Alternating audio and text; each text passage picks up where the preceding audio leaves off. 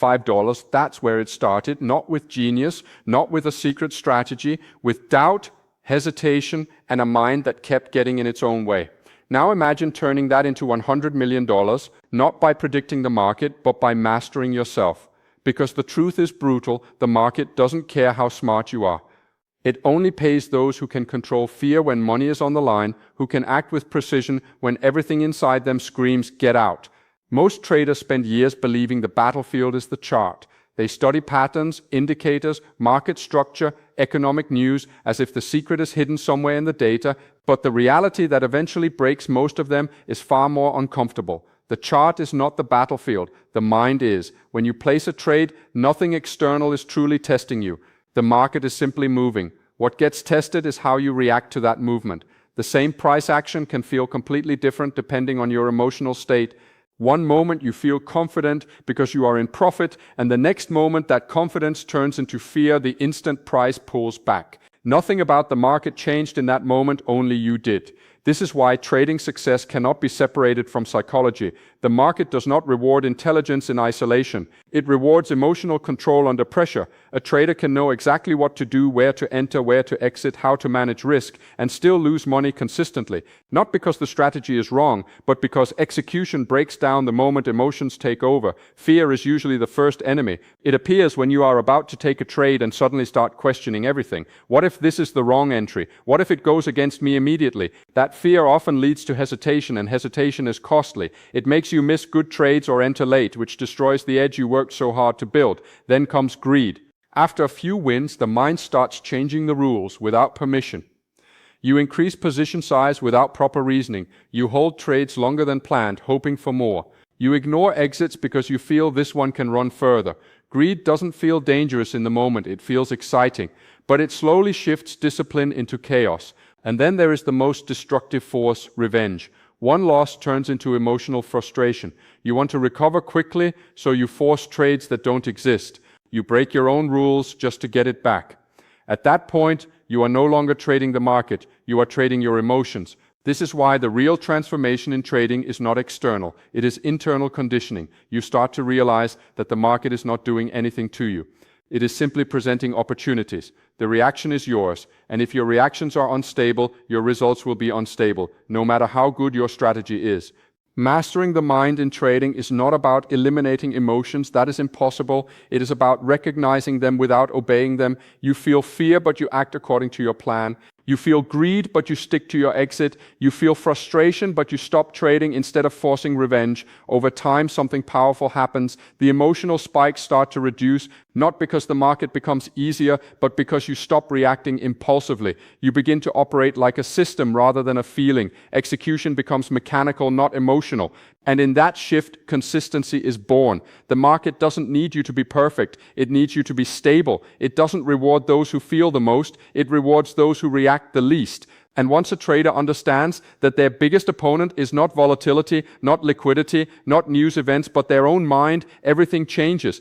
Most traders enter the market believing that success belongs to the smartest strategy. They assume that if they can just find the perfect system, the right indicator combination, the right entry model, the right timing tool, then consistency will follow automatically. But the market doesn't reward perfection on paper, it rewards consistency in execution, and that is where discipline becomes more powerful than strategy. A strategy is only a framework. It defines when to enter, when to exit, how much to risk. But a strategy does not trade itself. A strategy does not stop you from overtrading after a win. It does not prevent you from revenge trading after a loss. It does not force you to wait patiently when there are no setups. That responsibility belongs entirely to discipline. Discipline is what determines whether your strategy actually survives in real market conditions. Two traders can use the exact same system and produce completely opposite results. One loses money consistently, while the other grows steadily. The difference is not intelligence. It is not access to better information, it is discipline in execution. In trading, discipline shows up in small decisions that most people ignore. It is choosing not to enter a trade because it doesn't meet your rules, even though it looks close enough. It is accepting a stop loss without hesitation instead of moving it further away in hope. It is sitting out when there are no clear opportunities, even when you feel bored or impatient. These small acts seem insignificant in the moment, but they decide long-term survival. The hardest part is that discipline often feels wrong emotionally. When you skip a trade that later goes in your direction, your mind tells you that you made a mistake. When you take a loss by following your rules, your emotions question whether discipline is even worth it. This is where most traders break. They start modifying their system not because it is broken, but because their emotions are uncomfortable. Once discipline weakens, consistency disappears. The trader starts choosing which rules to follow based on how they feel. One day they respect risk management. The next day they increase lot size impulsively. One trade is taken with patience. The next is forced out of frustration. At that point, the strategy is no longer being tested. The trader's emotions are. This is why discipline is not just a skill, it is a structure that protects your edge. Without it, even a profitable strategy becomes random. With it, even a simple strategy becomes powerful over time. The market does not require complexity, it requires repetition. But repetition is impossible without discipline. True discipline is built when you stop negotiating with yourself. You stop asking, should I take this trade? And instead ask, does this trade meet my rules? That shift removes emotion from decision making. It turns trading into execution, not interpretation. Over time, disciplined behavior compounds. Not every trade will be profitable, but every disciplined action strengthens your consistency. You stop trying to be right on every trade and start focusing on following your process correctly. Ironically, that is when profitability begins to emerge naturally. The market does not punish bad strategy as much as it punishes undisciplined execution. A simple system followed with discipline will outperform a complex system followed emotionally, because in the end, discipline is what turns knowledge into results. Without it, even the best strategy is just potential. With it, even a basic strategy becomes an edge that compounds over time. Most traders are taught to fear losses, but that fear is exactly what keeps them stuck. It creates hesitation before entry, anxiety during trades, and panic during drawdowns. The strange truth is that losses are not the problem in trading. The problem is the relationship you have with them. Until you learn to be comfortable with losing, you will never be able to think clearly under pressure. Every trade in the market carries uncertainty. There is no setup, no matter how perfect it looks, that can guarantee a win. Even the best traders in the world lose repeatedly. What separates them is not the absence of losses, but their acceptance of them as a normal cost of doing business. For them, a loss is not a failure. It is information. It is feedback. It is part of the statistical flow of their edge. But for most traders, a loss feels personal. It feels like a mistake, like something went wrong, like the market is against them. That emotional interpretation is where the damage begins. Once a loss becomes emotional, it stops being neutral data and starts becoming pressure. And pressure leads to poor decisions, revenge trades, oversized positions, early exits, or abandoning a strategy entirely. The real shift happens when you stop treating losses as something to avoid and start treating them as something to expect. If your strategy has an edge, losses are not exceptions, they are part of the pattern. Winning trades and losing trades are both necessary for profitability to emerge. Without losses, there is no randomness, and without randomness, there is no edge being tested. When you truly accept this, something important changes in your behavior. You stop reacting emotionally to individual trades. A single loss no longer shakes your confidence because it does not threaten your system. It simply confirms that you are operating in a probabilistic environment. This is where clarity begins to replace fear. Comfort with losses also improves execution. Most traders hesitate before entering because they are trying to avoid being wrong. But in trading, avoidance of wrong entries often leads to missed right ones. When you are comfortable losing, you are no longer trying to avoid being wrong. You are focused on following your setup with consistency. That shift increases opportunity exposure, which is essential for long-term profitability. Another hidden benefit is that it removes urgency. Traders who fear losses often try to make money back quickly after a losing trade. That urgency destroys discipline. It pushes them into low-quality setups and emotional decisions, but when losses are accepted as normal, there is no need to recover anything immediately. You simply continue executing the plan. Comfort with losing also builds emotional stability. Instead of riding emotional waves after every trade, your mindset stays balanced. A win does not create overconfidence, and a loss does not create doubt. You begin to see trading as a series of outcomes rather than isolated events. That perspective is what allows consistency to develop over time. Ironically, when you stop trying to avoid losses, your trading improves.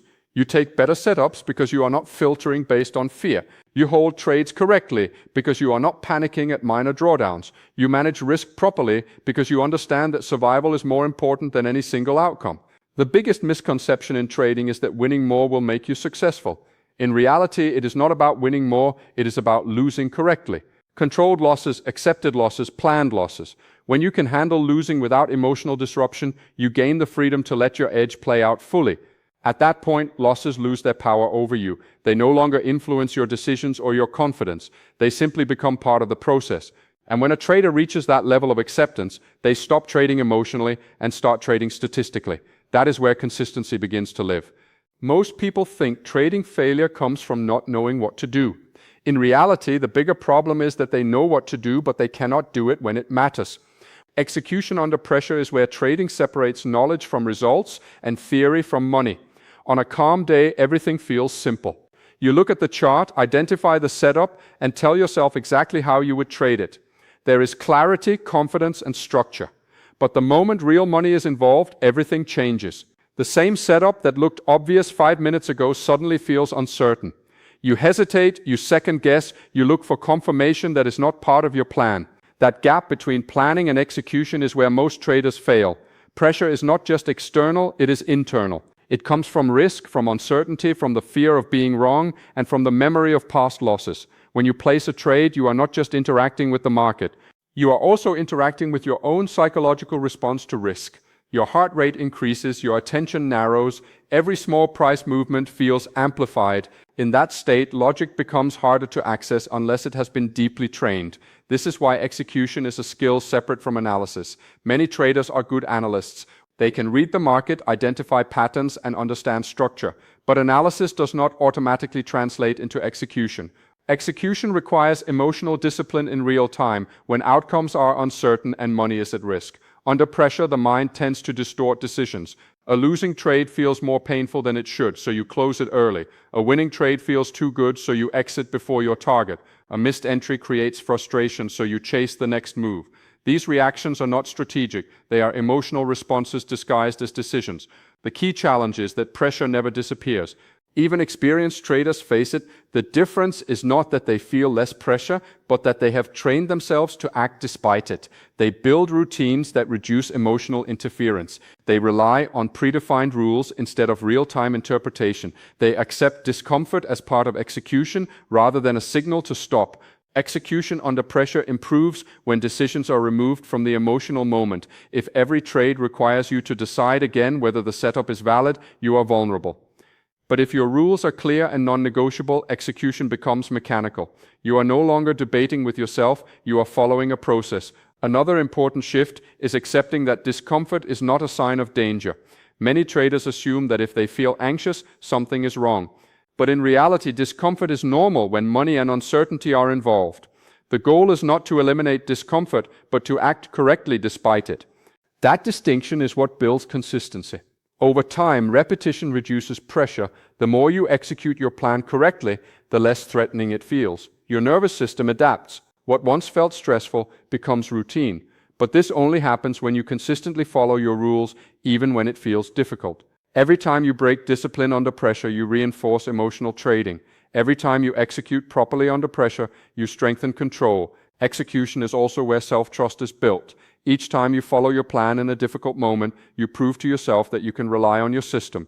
That self-trust reduces hesitation in future trades, and reduced hesitation leads to cleaner execution, which leads to better results. Ultimately, trading success is not defined by what you know when the market is closed. It is defined by what you are able to do when the market is moving, money is at risk, and emotions are active.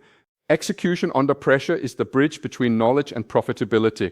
Without it, even the best strategy remains only potential. Most traders believe consistency comes from finding the right motivation. They watch videos, read books, get inspired, and feel temporarily focused. But motivation is unstable. It rises and falls with emotion, results, and external energy. That is why traders who rely on motivation always end up inconsistent. Real consistency is not emotional, it is structural. It is built on identity. Identity in trading means how you see yourself when no one is watching and no trade is on the screen. It is the internal standard you operate from regardless of outcome. If you see yourself as someone who tries to trade well, your behavior will always depend on mood and circumstances. But if you see yourself as a disciplined trader who follows rules no matter what, your behavior becomes automatic. The difference between these two states is massive. One is reactive, the other is stable. One depends on how you feel, the other depends on who you are. This is why motivation fails in trading. It tries to push behavior from the outside, but identity controls behavior from the inside. When identity is weak, every trading session becomes a negotiation. You ask yourself whether you should follow your rules today. You justify breaking discipline because just this once won't matter. You promise to be strict tomorrow, but tomorrow never fixes today's habits. Over time, these small exceptions destroy consistency. When identity is strong, there is no negotiation. You don't decide whether to follow your rules, you simply do. It is not an emotional effort, it is a default behavior. Just like you don't negotiate with yourself about stopping at a red light, you don't negotiate with your trading rules. That automatic response is what creates long-term stability. This shift does not happen overnight. It is built through repetition. Every time you follow your system, even when you feel impatient, you reinforce identity. Every time you skip an impulsive trade, you strengthen discipline. Every time you accept a loss without emotional reaction, you confirm that you are process-driven, not outcome-driven. These small actions accumulate into identity formation. The biggest mistake traders make is focusing only on results. They judge their performance based on whether a trade won or lost, but results are not fully in your control. Execution is. Identity is built through execution, not outcomes. A loss taken correctly strengthens a disciplined identity. A win taken emotionally weakens it. This is why consistency cannot be forced through pressure. You cannot scare yourself into discipline. You have to become the type of person who naturally behaves that way. Once that shift happens, trading becomes much simpler. You are no longer fighting internal resistance every time you place a trade. You are just executing what you already are. Another important aspect of identity-based trading is emotional detachment from validation. Traders who rely on motivation often seek confirmation from profits. If they win, they feel confident. If they lose, they doubt themselves. This creates instability because self-worth becomes tied to outcomes. But identity-based traders separate self-worth from trade outcomes. They focus on behavior, not validation. Over time, this creates calmness in decision-making. You stop needing every trade to prove something. You stop chasing excitement or avoiding discomfort. You simply follow your process. That emotional neutrality is what allows consistency to survive in unpredictable markets. Eventually, trading becomes less about effort and more about expression. You are no longer forcing discipline, you are expressing it. And when discipline becomes identity rather than effort, consistency is no longer something you chase. It becomes something you naturally do.